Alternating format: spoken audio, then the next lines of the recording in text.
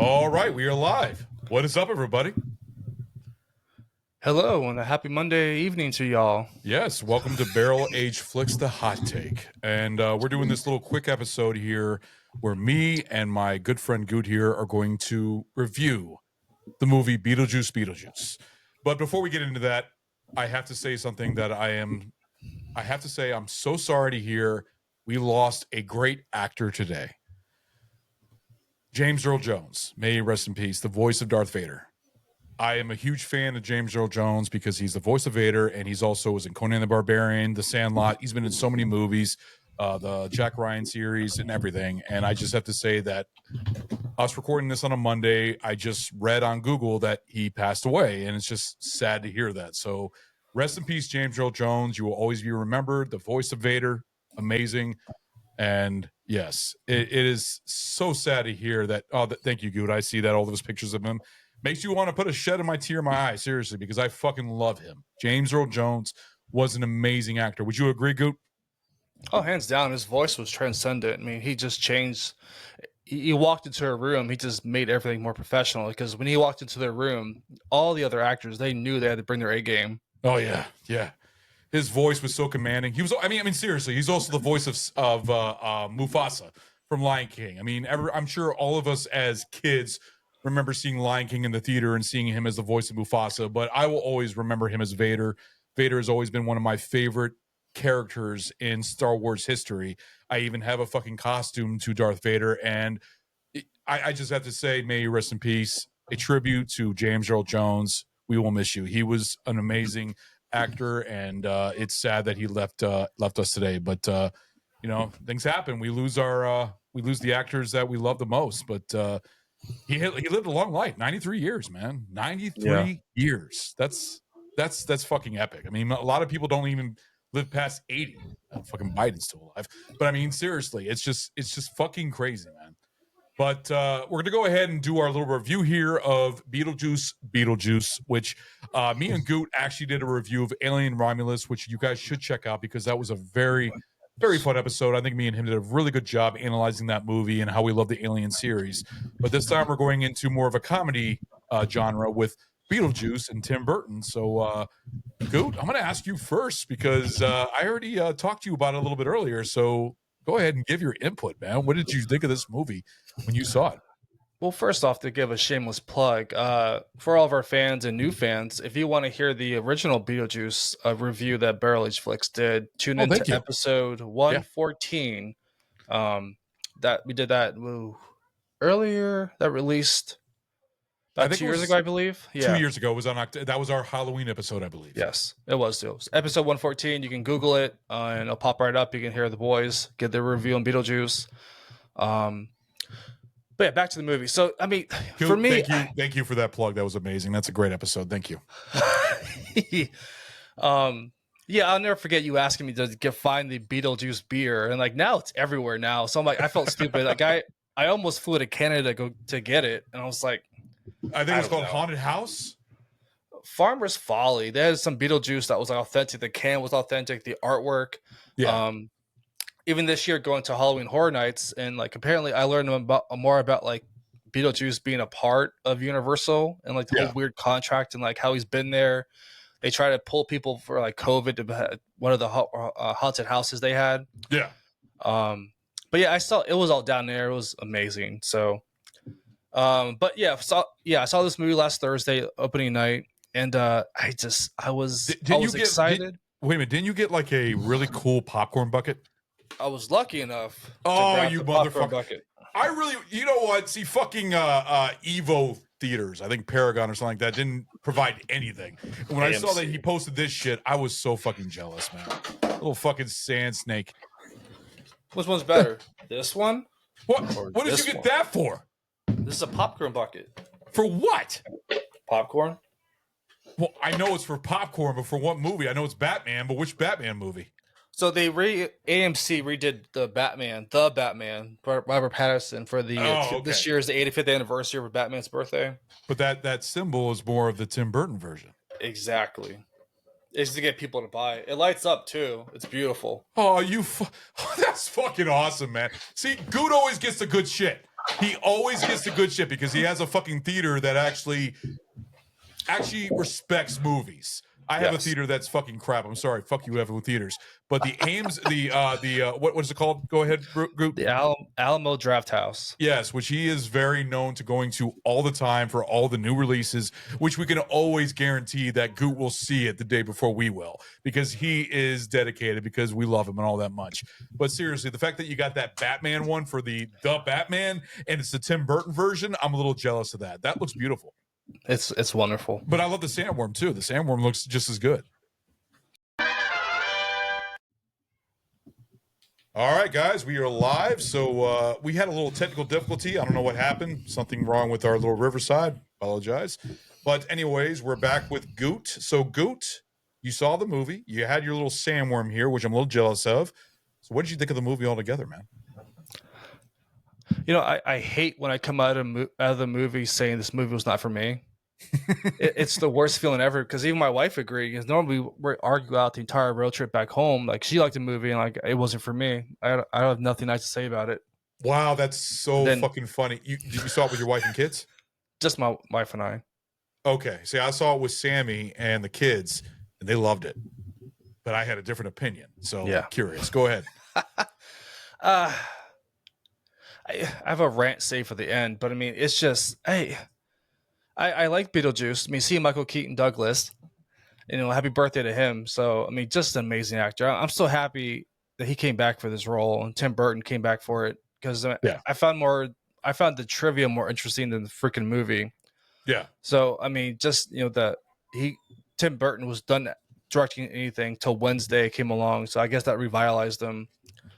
And I don't know. I found out that him and Monica Bellucci started dating when they started filming this movie, which is fucking weird, because this is his third one. He had Hella Bonham Carter. Yeah. Mainly, I think he started dating her during Planet of the Apes. Yeah. And then she was in every single movie. And the chick beforehand, which I forgot her name. I don't have if you can look it up. The chick beforehand, which is started with Ed Wood, Sleepy Hollow, Mars Attacks.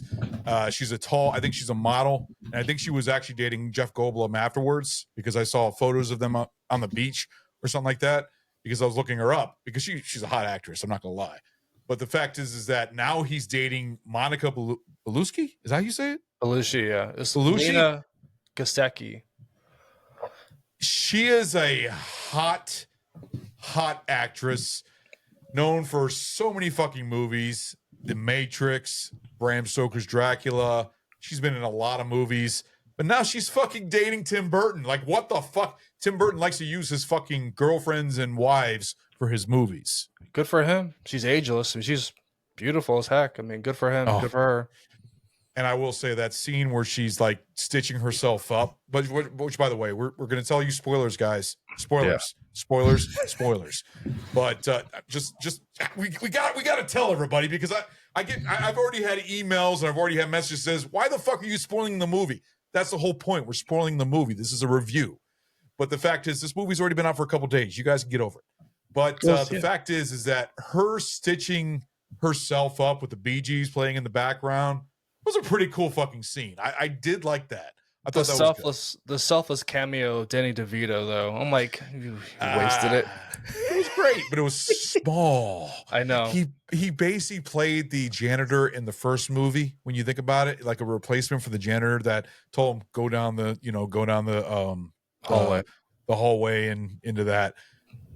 He was good at what he did, but it's Danny DeVito. He's well known for being in a lot of Tim Burton movies. I mean, fucking Mars Attacks, Batman Returns, Big Fish. He's been in a lot of movies with Tim Burton, so of course he's going to use him.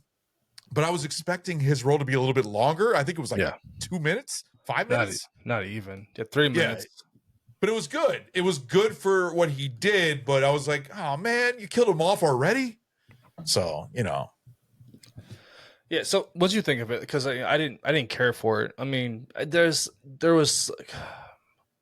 seeing Beetlejuice made me happy, like him being himself, and like the part with the kid that was trying to set up Jenna Ortega, Astrid, when he tries to get the passport passed, and he's like, "You're shit out of luck," and just drops the hell. Yeah. I mean, I found that made me laugh. That made me happy. That was pretty much it. Okay. This is how I would say this movie. I'm going to go ahead and say it early. Okay. I saw Indiana Jones and the Dial of Destiny during the summer. And me being an Indiana Jones fan, I was excited. I saw it. I was like, it was okay.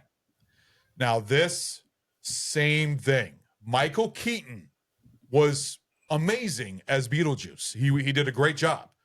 But the movie itself was bleh. Yeah. But he was still good at what he did, just like he did great as Batman in The Flash. He was great at what he does. I have no negative comments on Michael Keaton's acting in this movie. He did great. And that scene you were talking about when that fucking ghost dude that was boyfriend, or, you know, killed his parents, killed his family, drops into hell. Great. I mean, every scene with Michael Keaton was good.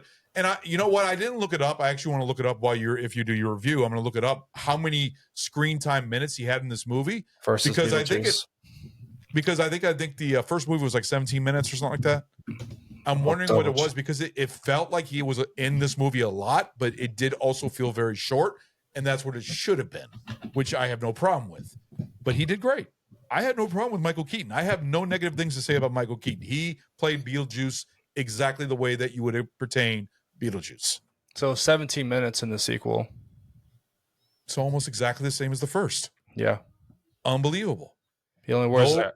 No issue with that whatsoever. Yeah. He wears iconic striped suit for 2 minutes. That's funny. Yeah. But there's something in the trivia that I read that was it blew me away, because both Keaton and Burton, they opted to keep the character as like politically incorrect as they could, right? Yeah. And like the one big thing is they agreed on to, he doesn't evolve. So I can see, I guess I wanted more from that, because Beetlejuice was the same. You got more of his backstory about him, like with Monica Bellucci. I forget her name. That whole little thing where he narrated the whole thing in Spanish. Yeah. With the subtitles. That was interesting. What's her name? Dolores. I saw that clip online. Yeah. And I thought that it was dubbed online or something like that. I thought it was fake, and it was actually dubbed. And I realized that was actually a part in the fucking movie. I was like, oh, I wasn't expecting that. That's funny. I was happy though that Jeffrey Jones was not in the movie. Yeah, fucking pedophile. Yeah. I'm happy that none of the cast talked about him. They referenced him, or he's dead. Well, the funny thing is that the way they did it, okay, I will give credits to this. I will give credit to Beetlejuice about this, is that they did a little story about how he died. Yeah. And they did it in like the almost Nightmare Before Christmas, Henry Selick version, where it's like claymation, Corpse Bride type of thing, where it shows him, crashing in a plane in the water, and he didn't die. And then he gets eaten by a shark, which Sammy, being a fan of Jaws, she loved that scene. She was like, oh, she was like, amazing. Sammy loved this movie. But the fact is, and then you see him at the end as a fucking body without the head, like a whole bite mark throughout his top. And you hear a voice, and he's talking through his esophagus that's like splurting blood or something like that. It was weird, but I understand why they did it. But I'm glad they didn't put him in this movie, because, of course, Jeffrey Jones is a known pedophile. He likes 14-year-old boys. And, yeah, we're not going to get into that shit. But he was great in the original Beetlejuice, but I'm glad he wasn't in the sequel. But it was cool that they used his story as him being dead and non-existent, and going with that whole thing. Did you feel that the role of Astrid, played by Jenna Ortega, was necessary? You know what? No. And that's another reason. Okay, so there's reasons that I have with this movie, is that a lot of movies always go with like a daughter or a son of the father or the mother of the movie, prior to. She was just put in this movie because she was in the Wednesday show, the Addams Family show with Tim Burton, and Tim Burton directed that. Tim Burton likes to use a lot of his regulars, so he used her, and she's kind of like an upcoming actress. She's been in a lot of things. She was very, popular for Wednesday. She was a fine, she was a fine actress for this movie, but I could have gone without her. I didn't need her in the movie. Her acting was fine, but it's just, what do you think? I could have gone without her. She's a good addition. I mean, obviously, including Wednesday show. She was in Scream, the remake for Scream. She was also in X. Yes, thank you. To the hot scene. But I mean, it tears me apart because I'm not sure. I know she's a great actress, and did they bring her in just for the gain that like that part of that grouping that would come to the movie to get that like audience, that age group? Yeah. That's what is like. Come Going on. for like the teen. Well, when you think about the original Beetlejuice, Winona Ryder was a teenager too. So I guess they were going for a second version of a teenager because Winona Ryder was grown up and she had this whole, talk show, and she was also with that fucking douchebag of a husband or a fiance, which I've seen him in many movies. He's been in a lot of Judd Apatow movies and stuff like that. Justin Theroux, Yes, Rory. I've seen him. He did good. He played a good douchebag. I'm not gonna lie, but it worked out really well. But the thing is about her being in this movie, it does work because Winona Ryder was the teenager in the first movie. So I guess they were just doing like a like mother, like daughter, basically type of thing. It was stupid to me. That was not necessary one bit. I was hoping that they'd go more with like. Did you ever watch the cartoon series? Oh yeah, and I think this movie is very much what's the word to the cartoon series, like the whole world of Beetlejuice, like the whole underworld, basically. What's the word you would say? And not I can't think of it. Paying homage to it. Yes, there you go. I think they did a good job of doing that. Although I'm not a big fan of the Soul Train area. I thought that was kind of stupid. I thought that was more going into the whole like disco and everything. It just seemed a little bit over the top. That part made me cringe. I was like, I don't like this. I can live without this. What's the whole point of that? The Soul Train going down? No, I'm sorry. I wasn't a fan of that. Maybe the music was royalty free. Maybe it was cheap. Maybe that was the way they went, the whole route they went. But I don't know. I wasn't a fan. That was actually one of my gripes with the movie right there is the Soul Train. I think what are they Bob Bob, yeah. It would have been great if it was just Bob, one person. What was with all the fucking like multiple Bobs? It was too much, especially when they get free and they leave out into the human world and stuff like that. I thought it was a funny little cute character. A lot of people would find him cute, making those little weird cute noises, stuff like that with the eyes and stuff like that. He's a cute character. But the fact that they made like fucking 10 or 15 of them, I thought that was overkill. If they just stuck with one, I would have been fine with that. And the fact that they killed him off, Bob. That's what they did. Yeah, I was just like, oh, damn. They killed off a character that people are probably going to be connected with, like, oh, he's so cute and stuff like that. But I don't know. I thought multiple Bobs there was a whole bunch of names. Bob, Jack. I mean, there was a whole bunch of different ones. Didn't care for that part. I thought it would have been fine with just one center Bob because that's all there was inside the waiting room was one. Yeah. And I think a lot of people in the original 80s classic thought that was like a really funny character sitting on the couch next to Beetlejuice with his eyes just looking. He didn't really have a role. But people were like, oh, he's funny. So they went with that. And we're going to use them as a character. But why'd they have to make like 20 of them? They could have just stuck with one, Yeah. So I thought that was a little overkill. That was a gripe with the movie right there too.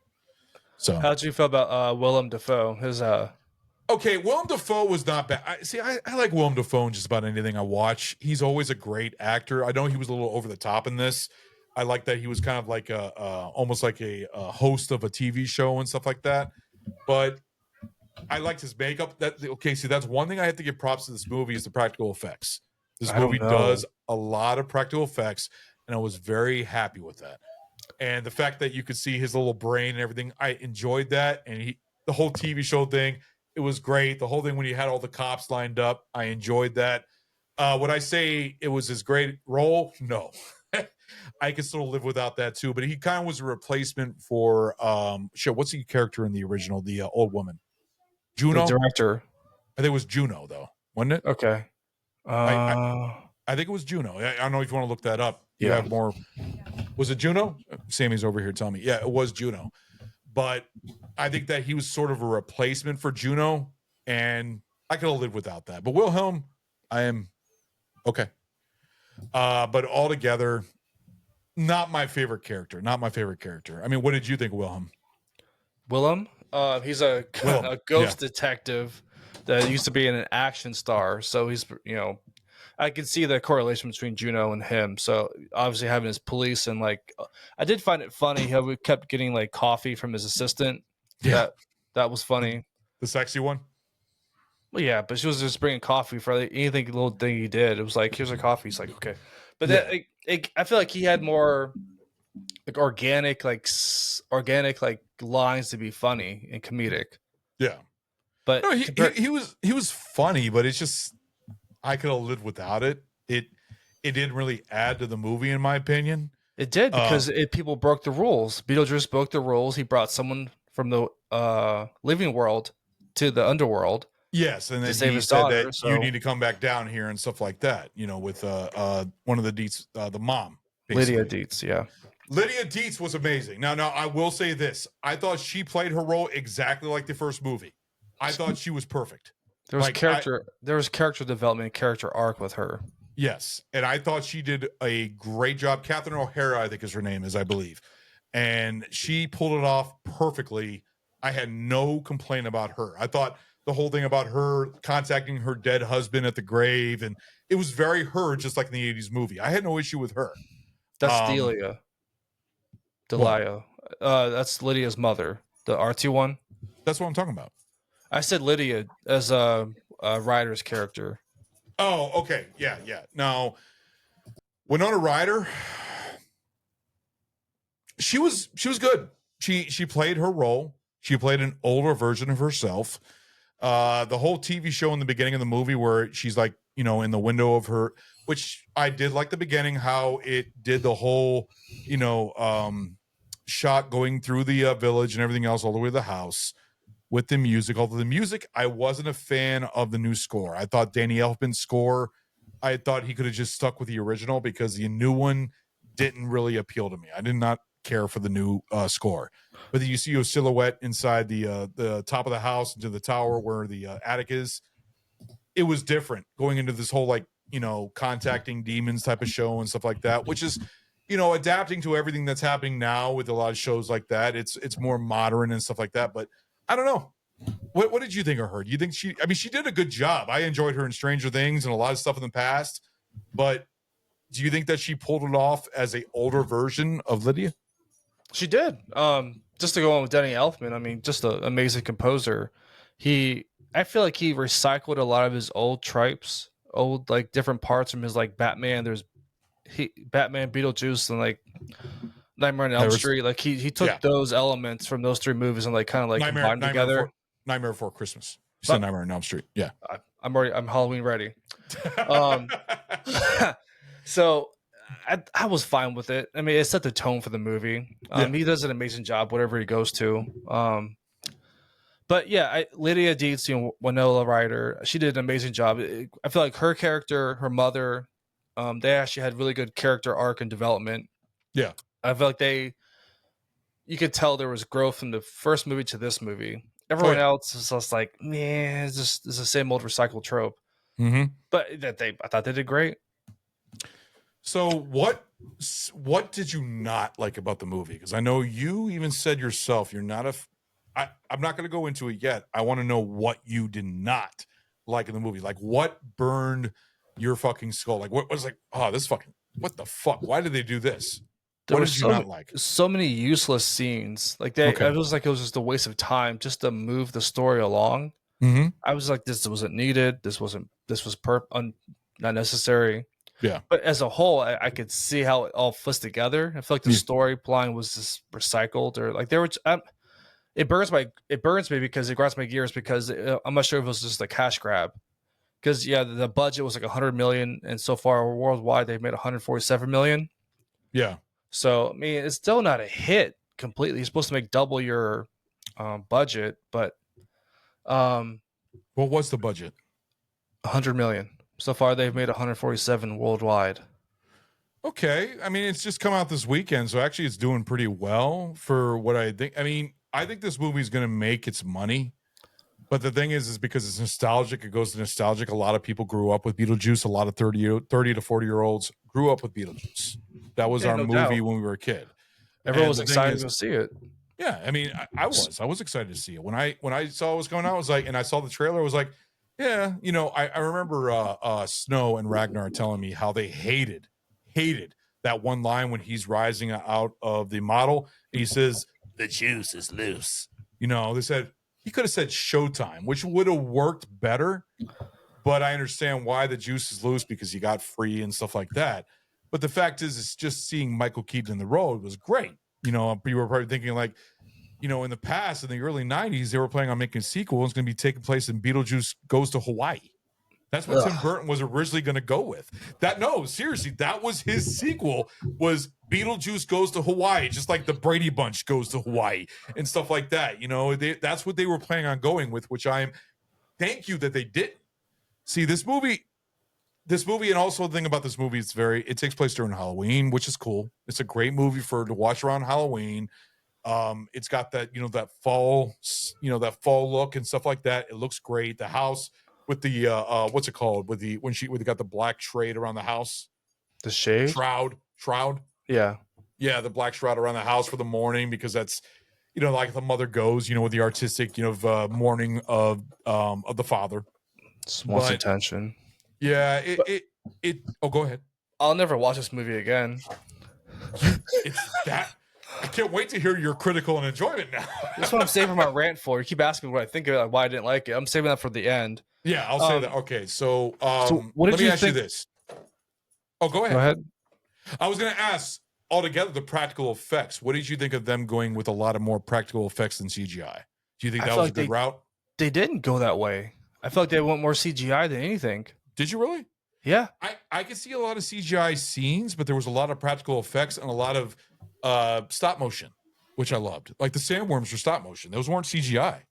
Exactly. That was well placed. That was good. Just to give like that pace of the movie, it made the pace better. Like it was a good digestive like scene for the audience to take that in. My dog chewed on my hand. I'm sorry. He gave me his. No, you're not having this hand. My hand is all fucking chewed up by a little. Look at all see all the bite marks in it. Sorry, random, but he just brought that to me to play fetch. You're not getting the hand. Go. Sorry, go ahead. I apologize, Goop.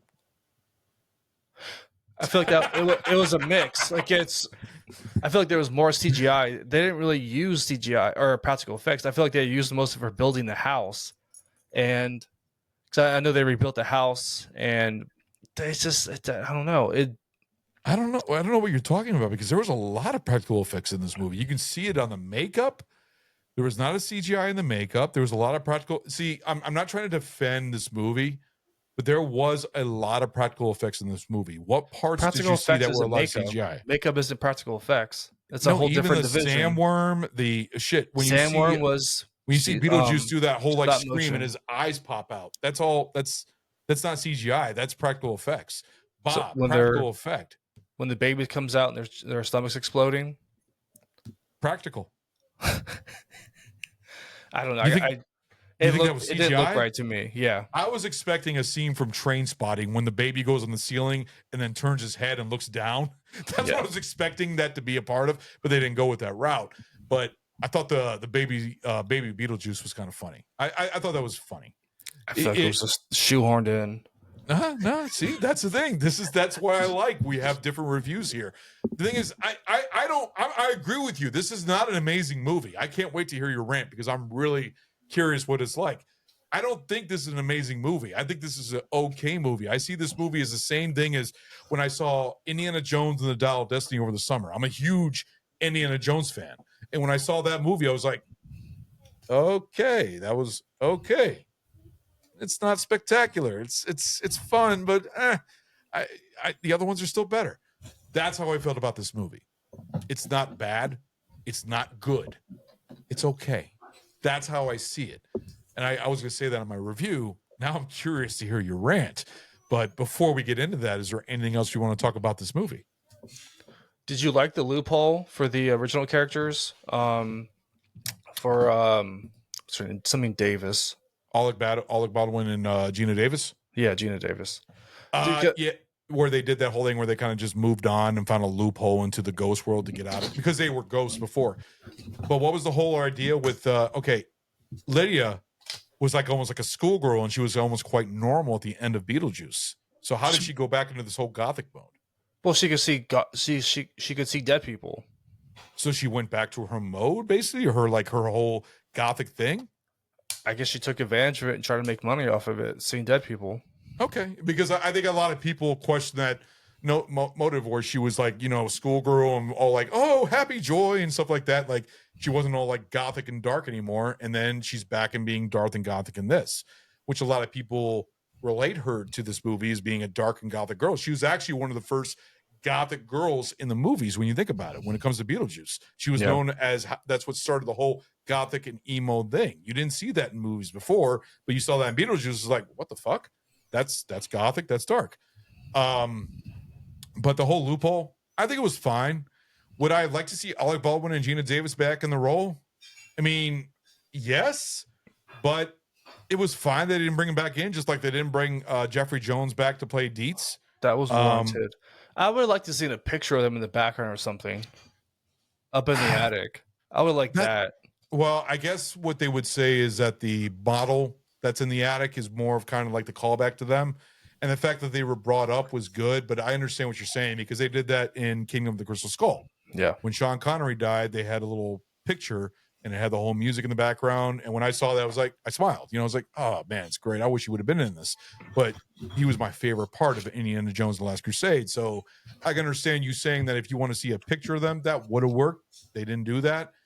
I don't know why they didn't bring Gina Davis and Al Baldwin back. I don't know if it was a money issue or a financial or if they just didn't want to, if they didn't want to go down that route. I have no idea. I don't know. Have you found anything? I was watching an interview with Gina Davis talking about it, but she said, we're ghosts. Do ghosts age? We found her loophole, so we went home to the great beyond. It but works. Still, I just want to see a picture of them just to complete just a little callback to them. Yeah. I guess their callback, like I said, is the model. But I understand what you're saying. That's more for Beetlejuice, though. I feel like that's more for him. Yeah, I agree with you.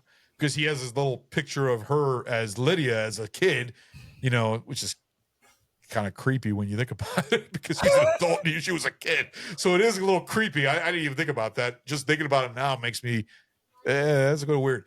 But I mean, yeah, I understand that. What else was there? The whole the ending scene with the dance scene, like they try to make. All right, good. Hit it because they try to copy the whole Deo. Okay, I actually enjoyed this. I didn't like the song. I've heard that song many times. Shit, even Weird Al Yankovic did a fucking Jurassic Park parody of that song. But the fact is that song was not the pick that I would think of. But the way they did it. It was funny. It was a little over the top. It doesn't touch Deo because that scene in the original with the around the table, people were like, "What the fuck? Like, what the fuck's going on?" And this one, they kind of took advantage of it and kind of went with it more. And they made Catherine O'Hara and Ortega, do that whole little clap thing and everything else, and have Beetlejuice singing. It was strange, but it was fine. It wasn't like. Bad. It was just like, okay, that's the route they're going. So they're copying from the other movie and trying to step it up a little bit, step the game up a little bit. The CGI was so fucking horrible. That was like the final trophy. Is this movie done yet? I'm like, Jesus Christ.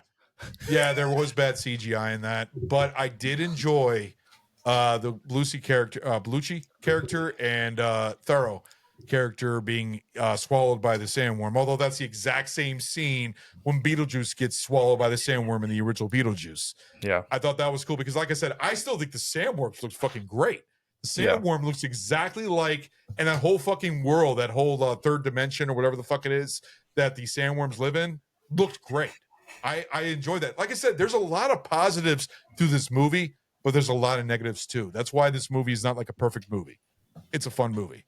So, but yeah, it was an okay scene, just not the best. It had its like, oh, okay, that's the route they're going. Why did they pick that song? I wasn't a fan of that song. I enjoyed the Bee Gees playing during when she's like stitching herself up and everything else. But that scene right there with the song, they could have picked a different song. I don't know. I mean, I'm not a director, so I would have picked something different. What did you think of the song? You think the song worked well, or That's a whole different world because in movies, like the songs you pick cost money. So if you're yeah? on a budget for your song budget, it could be on the line or not. So I'm glad they went with something classic though. They didn't go with something modern. So modern, that modern, yeah. What did I say wrong?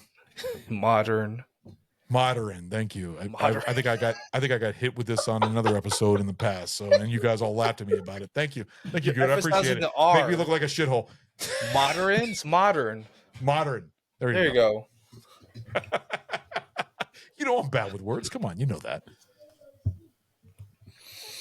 Okay, so actually, I do have a question for you. What did you think of the colors of the movie? Do you think the colors were good?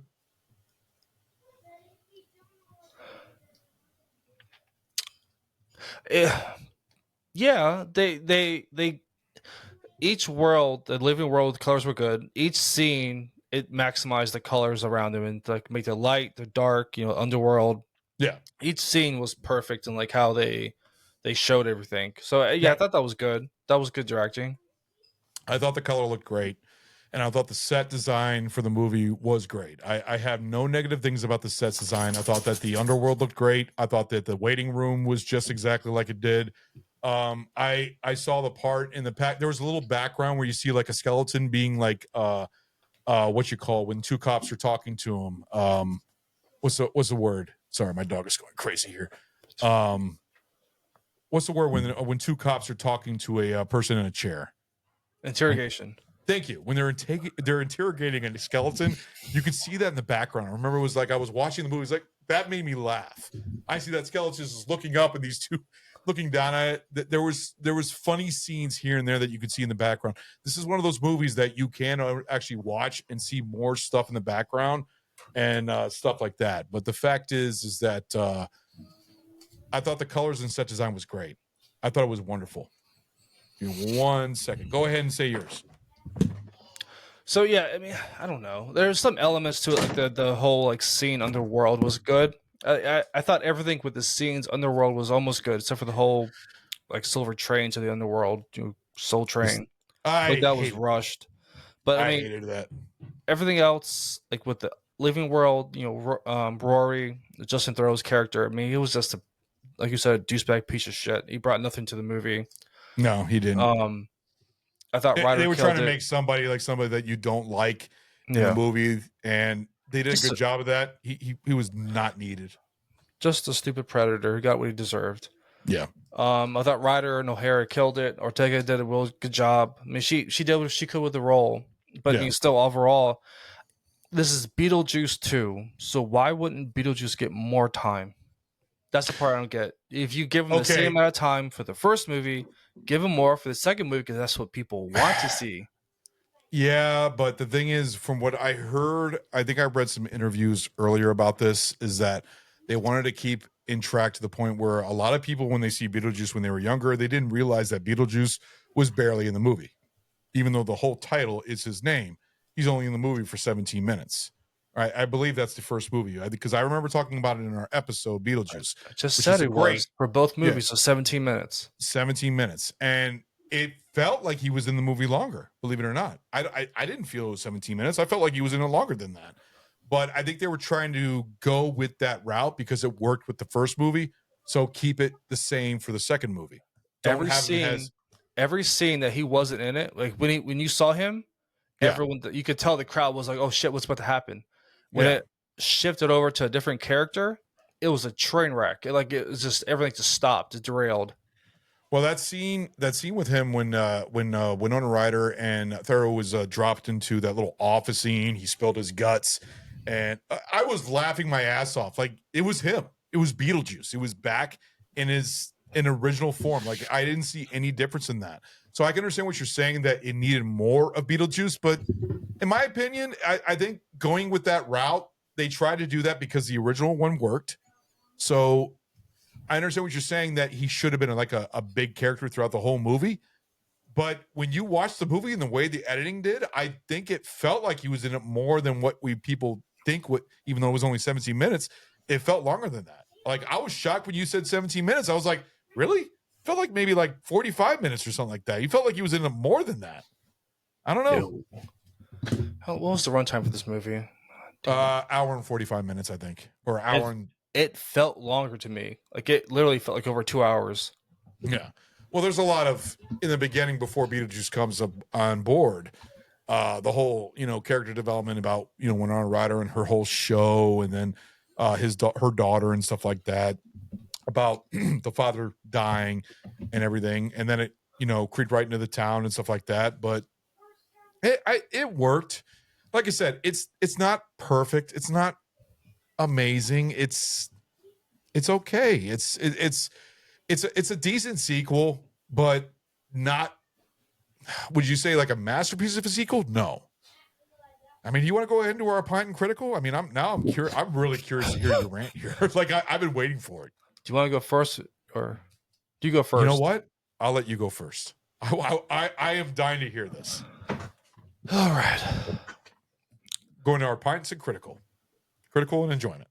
So, the biggest thing that really grinded my gears with this whole sequel, I was excited but nervous at the same time, because when they were filming this, they were about to wrap film. They were almost 2 days before wrapping filming for this, so that's when the whole strike happened. Yeah. So I wondered if like Warner Brothers like interfered and like had if they changed some things here and there. I'm curious about that one. Okay. But I mean, it's like they can't leave well enough alone. How many people wanted this sequel and it took this long? And it kind of shows, because they were banking on nostalgia, assuming that the same kind of film would guarantee success, which it kind of has. But the first Beetlejuice was quirky, a chaotic gem that came out of nowhere in 1988. It was full of originality. It was balanced. The pace was so much better than this in that movie compared to this one. Mm-hmm. I feel like this is like bloated, self-indulgent, just a shadow of its former self. It drove me crazy. I feel like the humor was forced. They're trying to make Beetlejuice the same obnoxious, snarky character we loved, but now it's kind of stale. He has a few lines that were like, it made you laugh, but at the same time, it's like, come on, do something more. Come on, more. Right. Just the recycled old tired jokes. Yeah, they're playing the hits, but it's a cover band. It's just come on, guys. For me, I didn't get much from the visual effects. Like, I thought they really used a lot of like CGI stuff from the original, a ton of practical effects, which gave the original so much charm. But this is like an over the top CGI spectacle. I mean, just I have to disagree there, but I mean, to me, it was soulless. Like, I didn't feel anything happy wise. I think I laughed once when the kid went to hell.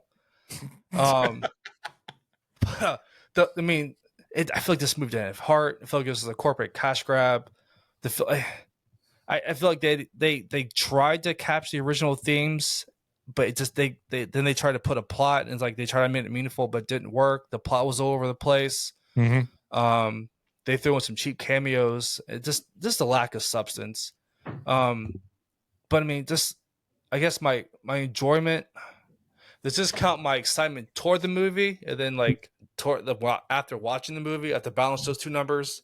Yeah, go ahead. I'm curious now. I'd give my enjoyment a 2. Wow. And damn, okay. Critical a 2.5, because so you give it a higher critical than enjoyment. Yeah. Because I mean, I'm no fucking director. I mean, I'm here to talk about the movie. I'm talking about what someone else created. Okay. I mean, Tim Burton to me is a masterpiece. It's just an amazing director, and like he can pull the things he can think of, and like the originality. It's like the stuff he can put on screen. Yeah. I mean, I could try to, but I couldn't get funding for a movie. I could try, but I give him respect for that. The getting Keaton back, that was the sole thing that made this movie go. Yeah. So it's just getting him back, and like just seeing Beetlejuice, that's alone 2.5 for me. So your enjoyment is a 2, and your critical is a 2.5. Okay. All right. Well, that's a good review, Gute. Very good. There's a couple things I disagree with, but like I said, that's the whole point of our show, is review things. I thought this movie had a lot of practical effects. I thought the practical effects showed a lot in the movie. I saw a lot of CGI, but there was a lot of practical more than CGI, in my opinion. And I even read about how much practical they went with this movie. Now, this movie was anticipated for a lot of people. The thing is about Tim Burton is Tim Burton was in the whole Disney realm, and his movie sucked. Dumbo and everything else. He hasn't made a good movie in a long time. He's done a lot of Disney movies that just failed miserably. I think his last good movie was Sweeney Todd, which I thought was a masterpiece when it comes to a musical. It's a very good dark gothic musical. Still to this day, my favorite movie from Tim Burton is Ed Wood. And Goot, what is your favorite movie from Tim Burton? I already know what it is. I'm just curious if I'm right. Duh, Batman. There you go. Yeah. Which, in my opinion, great movie. Tim Burton is a good director. There's some movies that he's failed on. He's gone into different realms, tried to do dramas, tried to go to something like different. And the fact that he went into his own old realm of Beetlejuice, which has been in kind of, what's it called? Development hell for the longest time. This movie is originally going to be taken in Hawaii. That was with the original 90s, and it never came to happen. And I remember seeing that fucking teaser poster online about Beetlejuice, the sequel, where it just showed Beetlejuice like looking like around the side wall or something like that. You see the side of his face. I was like, oh, everybody's excited. Nothing's been greenlit yet. And then it finally gets greenlit. I was excited that when it finally got greenlit, I was like, oh, it's coming back. And Michael Keaton is coming back. Michael Keaton did a great job in this role. I thought he did a good job. Yes, I agree with you. There was a little forced humor from him, but the thing is, it was still Michael Keaton doing what he does best. Michael Keaton is a great actor. He's great as Batman. He was great in The Flash, even though The Flash was but he was great as Batman. He is great as Beetlejuice. That is one of his roles, and he did it well. It's one of the one things I do enjoy about this movie. But there's other things I don't enjoy about this movie. There's a lot of humor that I don't care for. I don't care for the whole Soul Train sequence. I don't care for the multiple Bobs. I don't know if they were going for like a cutesy thing for that. I just didn't care for that. I thought they could have just stuck with one Bob and it would have been fine. I thought like the waiting room and the set design and all that looked great. The colors looked great. I thought Danny DeVito's little short cameo was great, but short. I wish he was in it more. I was expecting like a full-on character just like Willem Dafoe. I thought he was okay. Ortega and Catherine O'Hara, all of them did great. Winona Ryder, of course. It's a good movie to watch around Halloween. It's good for the family. There's not really anything graphic. I thought it was really cool to see the backstory of Beetlejuice, in that whole black and white sequence of how he became Beetlejuice, basically, how he got poisoned and died and stuff like that. Because the one thing I thought about this movie is that when they released this movie and you see Monica Bellucci, she's got that missing finger. You remember the first scene in Beetlejuice where it's like, oh, she never meant anything to me. When he pulled that finger out of his jacket and stuff like that, I thought that's what it was related to. But, altogether, Danny Elfman's score was a hit or a miss. Danny Elfman does a great, amazing score. So one of his best scores ever is Edward Scissorhands. But the fact is that, that he tried to remix his Beetlejuice theme, and it didn't work for me. I like the original better.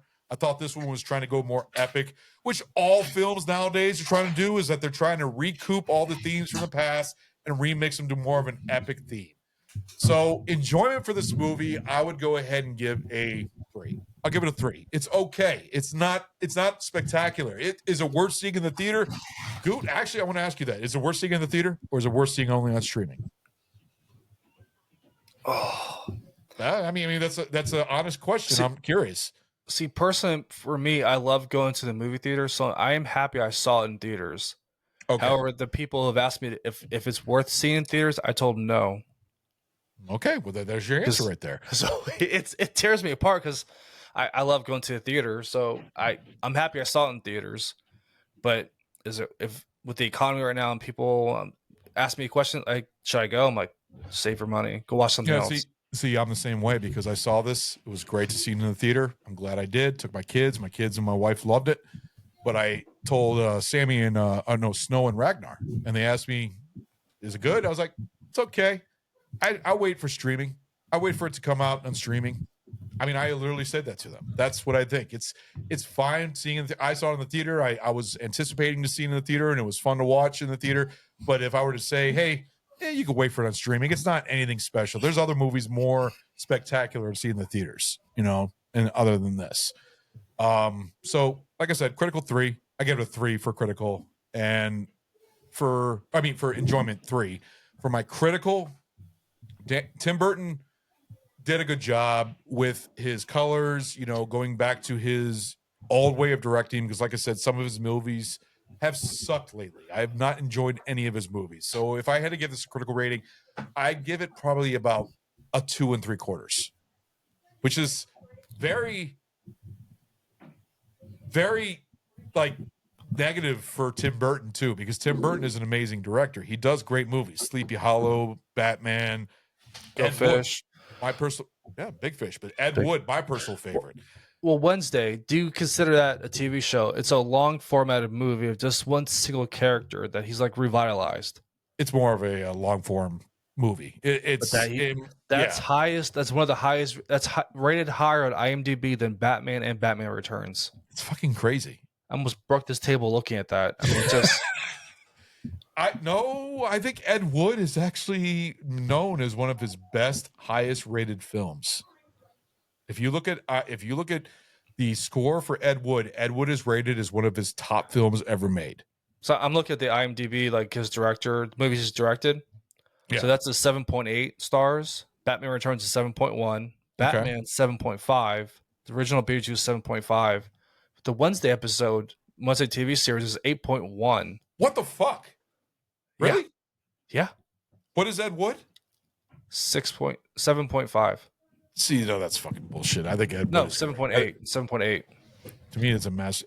See, I don't know. Did he direct every single episode? No. He only directed like maybe 1 or 2? 4 episodes. Yeah. I know probably like this first episode and stuff like that. 4. He directed 4. Like I said, he likes to use his regulars, and that's why she was in this movie. She's Wednesday Addams, and now she's the daughter of the type of Wednesday Addams type of look. Wednesday Addams is gothic, just like. But she wasn't gothic Lydia. though. She didn't. No, she wasn't. But she is the daughter of a gothic girl, Lydia Deetz. So I don't know. They in my opinion, they went with it because Tim Burton likes to work with his regulars. I mean, there's many movies in his past where he used a lot of people. Danny DeVito's been using a lot of his movies. When she had her head on a tree, that would have killed her, right? Fuck yeah, it would have. So I was laughing, thinking about it. Is she dead? Is she for real dead? But then they kind of like scooted off with her being still alive and they was switching places with the guy. That's another quirk that just pissed me off. I just remembered. Were you expecting that at all? Him being dead? No.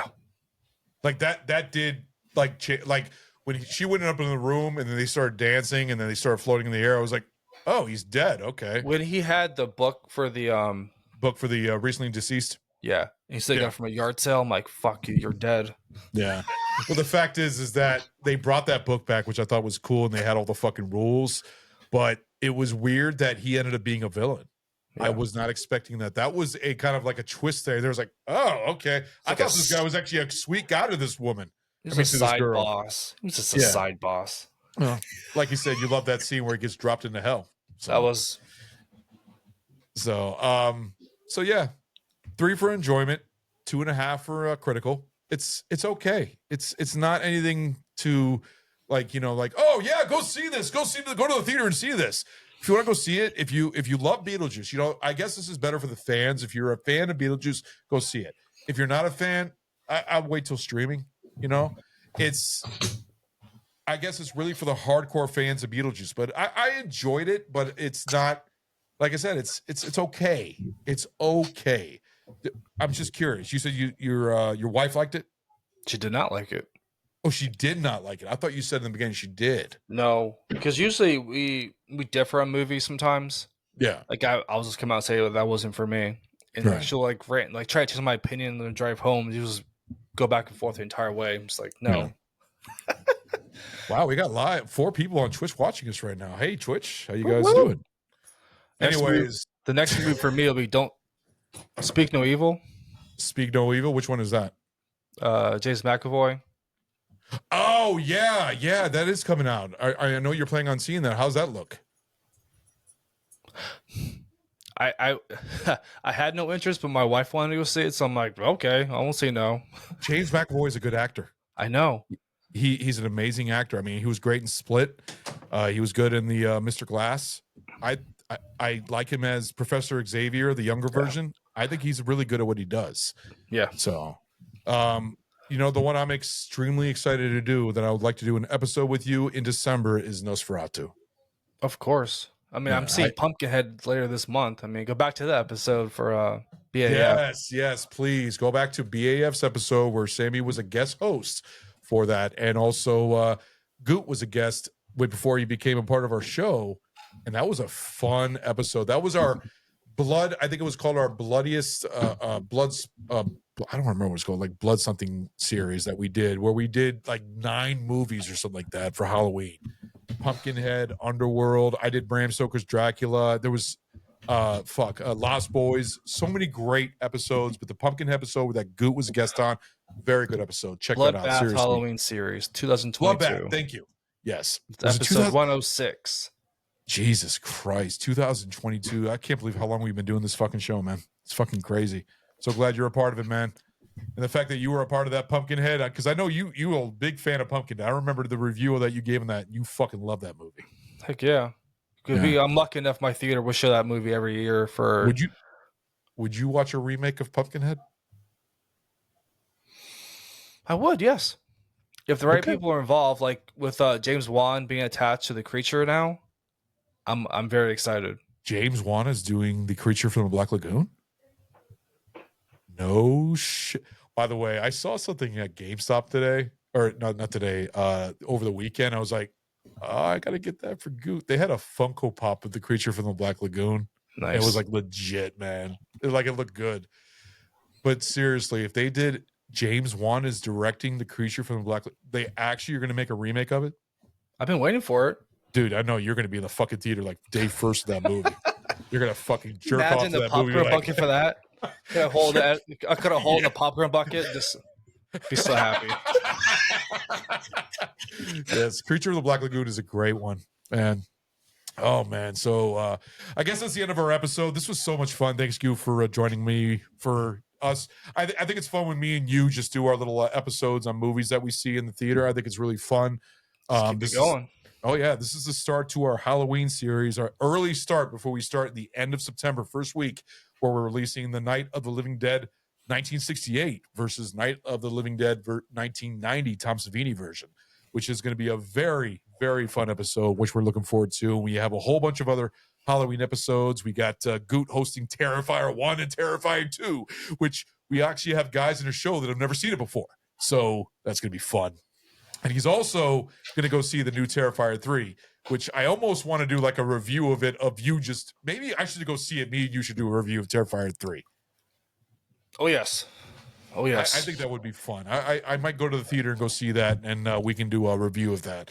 And then we also have 28 days later from Ragnar. We got 13 Ghosts for our main Halloween episode, and then me doing the Tales from the Crypt, Demon Knight, and Bordello of Blood. So I think the Halloween series is fun. This year is going to be so much fun to do, and I'm so glad that we're doing them. Gute, it's always a pleasure having you on, man. I appreciate you, brother. Always great being you part of BAF. And I'm a little tipsy now because I've had like 4 or 5 bourbons. So I am talking like a fucking drunk person here, but I'm just buzzed. Anyways. I'm tired of talking. I'm ready to talk about Shaq and get drunk. It's time to end. The thing. There you go. All right. That's the end of our episode, guys. So we're going to go ahead and end this bitch. And I hope you guys enjoy the Beetlejuice review. Talk to you all later. We're off the trash cans.